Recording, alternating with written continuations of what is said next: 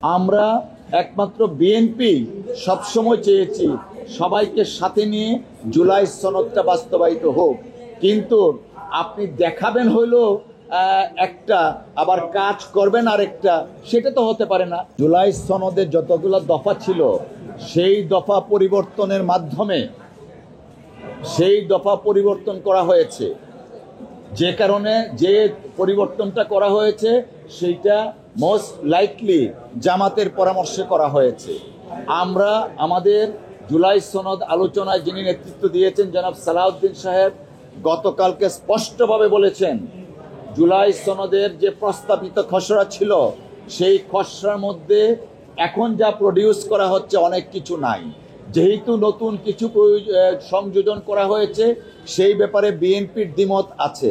জামাতের যিনি আইনজীবী কথাটা বলেছেন উনি সত্যটাকে গোপন করার চেষ্টা করছেন। আমরা একমাত্র বিএনপি সবসময় চেয়েছি সবাইকে সাথে নিয়ে জুলাই সনদটা বাস্তবায়িত হোক, কিন্তু বান্ডেল থাকলে প্রতি সেনমানিতে টাকা বাঁচবে। বিকাশ সেনমানি বান্ডেল কিনে জিতুন প্রতি লেনদেনে। আপনি দেখাবেন হইলো একটা, আবার কাজ করবেন আরেকটা, সেটা তো হতে পারে না।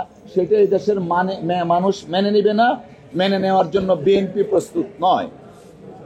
আরেকটা প্রশ্ন যেটা ছিল 270 দিন, দেখুন আসলে যারা লয়ার, আইনজীবী বা পার্লামেন্টারি এক্সপিরিয়েন্স আছে, কেউ শুধুমাত্র বাংলাদেশ নয় বিশ্বের ইতিহাসে কোনো কিছুই সংবিধানের কোনো অন্তর্ভুক্ত করা, সংযোজন বিয়োজন করা, নতুন আইন পাশ করা, সেটা পার্লামেন্টের 2/3 আই রিপিট 2/3 মেজরিটি না হওয়া পর্যন্ত সেটা করতে পারেন না।